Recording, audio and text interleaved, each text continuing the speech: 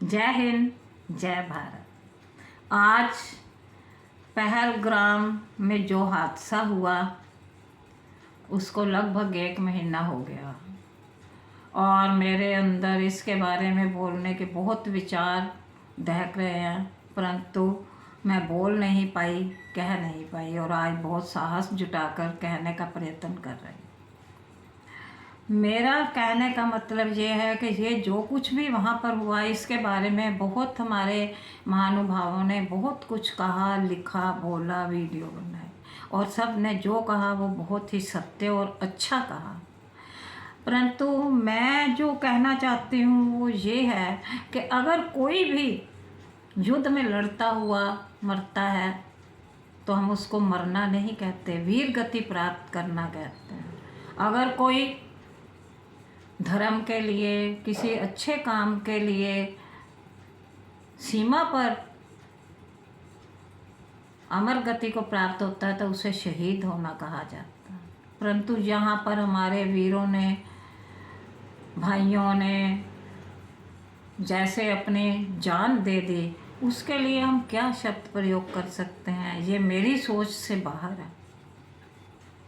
पर मैं इतना अवश्य कहूँगी कि इसके लिए 2 कारण हैं। इसके 2 कारण में एक कारण है मनोबल की कमी और ज्ञान शिक्षा की कमी, जो आजकल बढ़ती जा रही है। जब किसी को ये कहा गया कि कलमा पढ़ के सुनाओ तो उन्होंने कहा हमें नहीं आता, तो क्यों?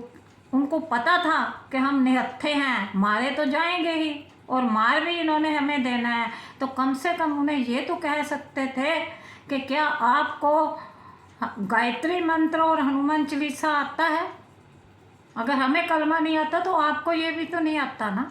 हर कोई को अपने अपने धर्म के बारे में ही आता है, परंतु किसी ने इस तरह का उत्तर देने का साहस नहीं किया। उस समय याद कर लिया होता अपने वीर अभिमन्यु को, अर्जुन पुत्र अभिमन्यु को, जो 7 महारथियों से अकेला लड़ा। उसको पता था कि मैं बच नहीं सकता, मैं इस चक्रव्यूह से बाहर नहीं जा सकता, पर फिर भी उसने आखिरी सांस तक युद्ध किया। तो क्या हमारे भाई बेटे अगर थोड़ा सा भी साहस करते तो हो सकता है जान बच जाती। जगह जगह पर नारे लगाए जाते हैं, हिंदू, मुस्लिम, सिख, ईसाई आपस में हैं भाई भाई। अब तो ये मस्जिद वाले, मौलवी, दूसरे भी सभी यही कह रहे हैं, सभी धर्मों के लोग कह रहे हैं कि जो हुआ गलत हुआ। पर वहाँ पर भी तो सभी धर्मों के लोग थे, क्या वो इकट्ठे हो जाते? नहीं हुए तो हिंदू ही इकट्ठे हो जाते हैं और वानर सेना की तरह उस एक पिस्तौलधारी के ऊपर झपट्टा मारते तो कुछ तो कर सकते थे। परंतु ऐसा कुछ नहीं हुआ, क्योंकि हमारा मनोबल जो है वो बहुत कम है। और आगे जो जनरेशन आ रही है, जो अब युवा पीढ़ी है और जो अब बच्चे हैं, उनमें इतनी भी साहस नहीं होगा। वो तो मेरा ख्याल है कि वो ऐसी पोजीशन आने पर भाग भी नहीं पाएंगे, क्योंकि वो बहुत आराम की ज़िंदगी जी रहे हैं। पुराने राजा महाराजा अपने बच्चों को सब सहूलियत होने के बावजूद भी आश्रमों में भेजा करते थे ताकि उनका जीवन हार्ड बने, वो मुसीबत का सामना कर पाएँ। अब तो एसी में रूम में ही जन्म होता है, एसी में पलते हैं, बसों में भी, स्कूल बसेज में भी एसी है। तो अगली जनरेशन क्या है? कोई भी शिक्षा की कमी के बारे में मैं ये कहूँगी कि बच्चों को क्या अपने भारत के हर स्टेट के जो वीर हुए हैं, देशभक्त हुए हैं, महाराणा प्रताप और भगत सिंह, चंद्रशेखर आदि जो भी वीर हुए हैं, छत्रपति शिवाजी, क्या उनके बारे में शिक्षा देनी चाहिए, उनके बारे में क्लासेस लगानी चाहिए, उनको पढ़ाना चाहिए। हमारी शिक्षा होगी, उनको पता होगा। और अगली बात जो मैं कहना चाहती हूँ वो ये कहना चाहती हूँ कि जो हमारी बहनें हैं, बेटियां हैं, बहुएं हैं, उनको भी ये याद रखना चाहिए कि हमारे भारत में वीरांगनाएं कितनी हुई हैं, सतीव्रता पतिव्रता औरतें हुई हैं, माता पिता पितृ भक्त गुरु भक्त बालक कितने हुए हैं, इनके बारे में किसी को ज्ञान नहीं है। अगर कोई हमारे जैसा वृद्ध किसी बच्चे को ये कहानियाँ सुनाता है पुरानी, तो आजकल की युवा पीढ़ी कहती है मत सुनाओ, रात को बच्चा डरेगा। परंतु मैं ये कहती हूँ कि बचपन से ही हम अपने बच्चों को कार्टून दिखाते हैं मोबाइल पर, टीवी पर, तो उनका भविष्य क्या बनेगा, ये अब आप ही सोच सकते हैं। अगली बात जो मैं कहना चाहती हूँ वह मैं अपनी बहनों से कहना चाहती हूँ कि घरों में छोटे मोटे झगड़े होते हैं तो आँखों में खून खोलता है। अखबारों में हम पढ़ते हैं कि सुसाइड केस बहुत हो रहे हैं, आदमी औरतें सब हो रहे हैं। क्यों? पर वहाँ पर जब अपने ही सुहाग को अपने सामने मरता हुआ देखकर खून क्यों नहीं खोल गया? वो झांसी की रानी याद नहीं आई? खूब लड़ी मर्दानी, वे तो झांसी वाली रानी थी।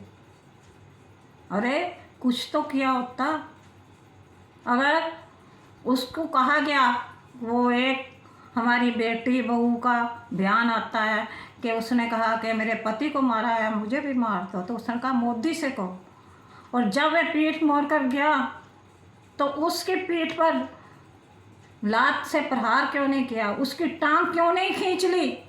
उसके आदमी का हत्यारा था वो, उसके नाक पर मुक्का मारा होता।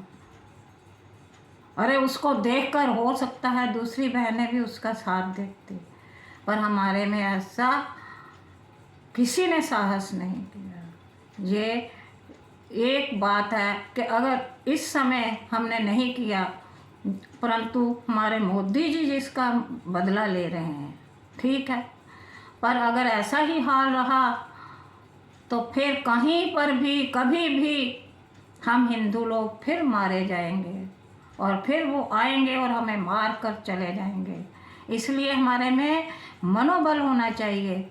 हमारे इतिहास में जब हम छोटे थे हमें पढ़ाया जाता था कि एक गीदड़, मादा गीदड़ और एक मादा भेड़, फीमेल वल्फ एंड शीप, उनसे उनका बच्चा छीनना बहुत आसान है। क्यों?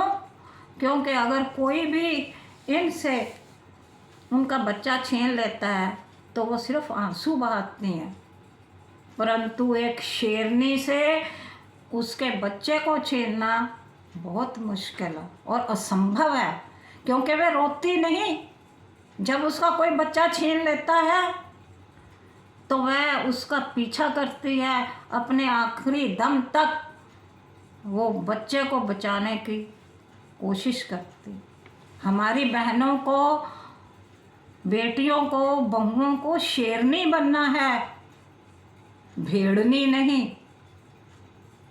भेड़, मादा भेड़ नहीं, गीदड़ी नहीं बनना। और ये अपने अंदर याद रखो, नहीं तो फिर कभी ना कभी जब ऐसा चांस आएगा तो होगा। जवाब देना सीखो। एक राजस्थान की मैंने पढ़ी थी कि एक रेलवे स्टेशन पर यात्री बैठे हुए हैं और वहाँ पर एक लड़का जवान बैठा है। एक मुस्लिम औरत आकर कहती है, आप यहाँ पर यात्रा के लिए आए थे? तो बच्चा कहता है, हाँ जी। तो क्या आप वहाँ पर दरगाह पर माथा टेकने गए? तो लड़के ने कहा, नहीं, मैं वहाँ तो नहीं गया। तो उसने कहा, तो अगर यहाँ आकर राजस्थान में आकर भी आपने दरगाह पर माथा नहीं टेका तो आपकी यात्रा निष्फल होगी। तो कहता, ठीक है, मैं आपकी बात से सहमत हूँ, पर क्या आप जहाँ जहाँ मैं गया उन मंदिरों में आप नतमस्तक होने गए? तो उसने कहा, नहीं। तो कहता है, अगर आप में श्रद्धा नहीं थी तो वहाँ की कला देखने ही चले जाते। अगर आप वहाँ पर नहीं गए तो आपकी यात्रा भी निष्फल हो गई है। तो वो निरुत्तर हो गई और वहाँ से पीठ मोड़कर दूसरे बेंच पर जाकर बैठ गई। इसी तरह हमें अपने धर्म का, अपने इतिहास का, अपने वीरों का, अपने वीरांगनाओं का ज्ञान होना चाहिए, ताकि हम कोई भी हमारे से बात करे तो हम उसका सही उत्तर दे सकें, नहीं तो इसी तरह मरते रहेंगे। जय हिंद, जय भारत। अगर किसी को भी मेरी किसी बात से कोई ठेस पहुंचती हो तो वो मुझे क्षमा करे, मैं हाथ जोड़कर उससे क्षमा करती हूँ। किसी को ठेस पहुंचाना मेरा मकसद नहीं था। जय हिंद।